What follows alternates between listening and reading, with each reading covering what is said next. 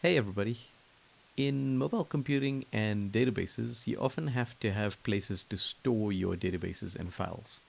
In this video, I'll show you how to make use of the infrastructure that we provide so that you can host the back ends of your mobile apps and databases on the Wits infrastructure. Okay, so in the Mobile Computing 2 course, you'll notice two links, Student Hosting and PostgreSQL Gateway. I think you've used the PostgreSQL Gateway before, but Student Hosting is a new one.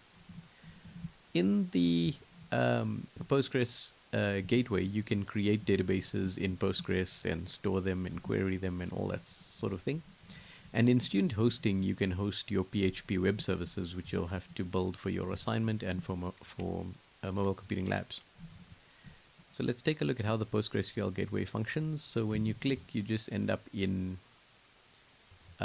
the Postgres gateway. Now, it tells you at the top here what your username is, what the database is, and what your password is. Okay. But for instance, now let's say I just want to see what tables are already in here. I can run that and I can see all of these tables which came from some previous assignment. But let's say I want to make a new one. Let's say I say create table teams id int name varchar and position int, something like that. Okay, so now I've got a table, and then I can say insert into teams id name position values 1 Arsenal 1, and maybe I want to also insert into teams position values 2 and maybe, I don't know, Liverpool. We're going to pretend Man City doesn't exist and run query. Now we've inserted 2 rows, so if we say select staff from teams, we can get this this output. Now let's say I actually wanted to provide a web service that connects to this database so that my mobile apps can do something with that data. What I can do then is I can go to student hosting, and you'll see I'm now in the file manager for my, yeah, that's a weird student number, but it's because I'm not a student. And we can make a file. So let's make a file. So as you can see, I can make a file or a folder. I'm going to make a file, and I'm going to call it maybe teams.php. Okay, and then that gives me the URL for where this file is. Now let's do a quick sanity check. Let's make a PHP file. You'll learn about PHP in your course, and you'll have to do a lot of self-study for it as well. But at the moment, we've got PHP and echo hello world, right? So we've got a PHP script that just prints out hello world. If I click on teams.php, I can see what the full path is that I can use to access this. Okay, so I'm going to go here. So you can see it's made I'm now executing that PHP. Just to confirm it, I can show you that if I say hello world 2 and I save it and I reload, it'll be hello world 2. Okay. But what that means is that I've got the ability to execute PHP code. There is a minor difficulty right now. Well, I say minor, it might actually be major to you guys for a moment, but it will be solved. Is at the moment LAMP is only accessible on campus. So when you go to the site, if you do it from home, you have to connect to the Wits VPN. Okay, I'm not sure if any of you have ever done that before, but there are clear instructions if you Google. So you can connect to LAMP either by being on campus or by connecting through the Wits VPN.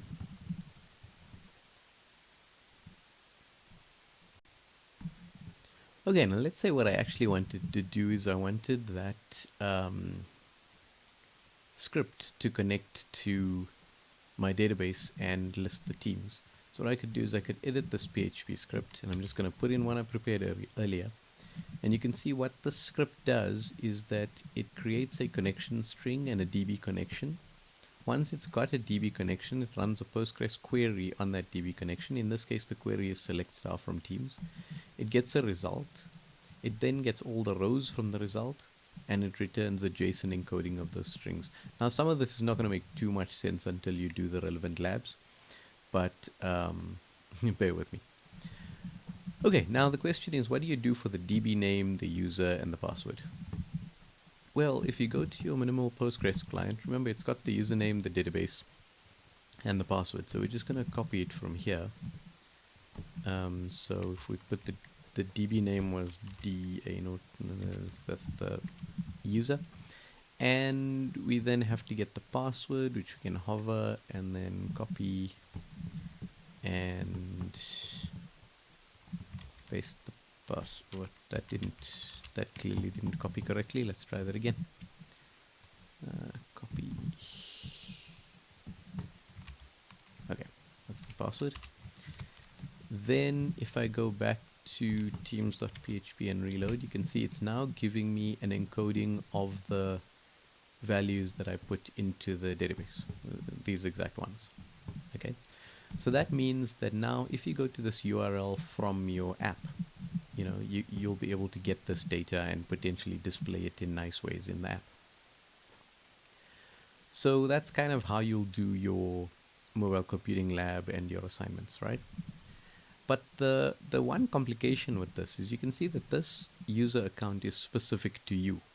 Now, if you're working in a group, you then have a problem, right? Because you'll have a different database to your group members, and you'll have different files here compared to your group members.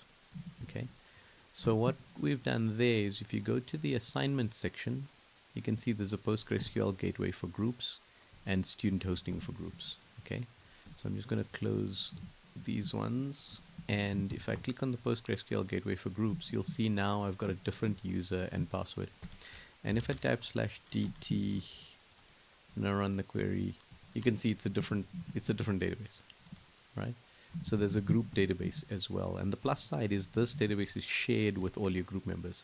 So that means that if you create a table, all your group members will be able to see it. And so you don't have to share each other's credentials. You can just see it, right? And that means that when you're connecting your PHP as well, you can get this password and all of you can be, using the same space. The student hosting for groups is the same idea. Okay, so you'll see at the moment it says I'm still logged in as SA node 5243. So that's a problem, right? It should have logged in as the group, not as the user. And the reason is because I'm logged in, so it didn't try to do a new login because it just remembered that I'm logged in already. So what I have to do is I have to explicitly log out, right? And once I've logged out, I can click on student hosting for groups, and now you can see I've got a file manager for sgroup 2868, and I've got different files. And importantly, these files are shared with the people in my group, so they can all edit them, they can all do those sorts of things. And I've got the URL here for this one, and you'll see this one here has this sgroup 2868 in the path.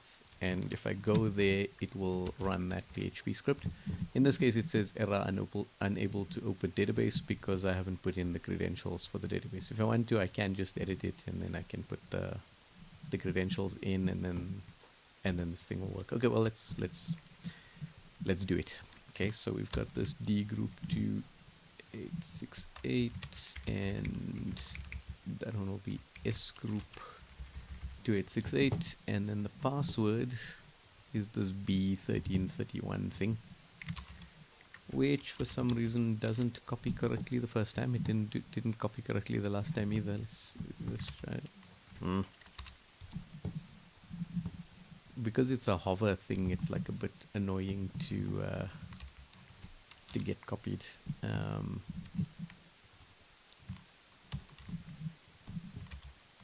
Okay, so for what it's worth, what I did there that worked was Control-C for copy and Control-V for paste, or if you're on Mac, Command-C and Command-V. And so I've now pasted the credentials in, and so if I go here, you can see it's now giving me the contents of a student database, which is this one here. So I can show you that. But if I say select star from students, then these are the items that are displaying here.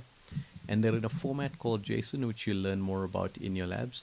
But the point is that you now have a way of creating a web service, a PHP web service, that will be shared with your group members. And at the same time, you also have a way of creating web services here that are not shared with your group. So if you're doing labs that are individual, you can go to this space. And if you're doing labs that are for the group, you can go to the other space, and the same with your databases.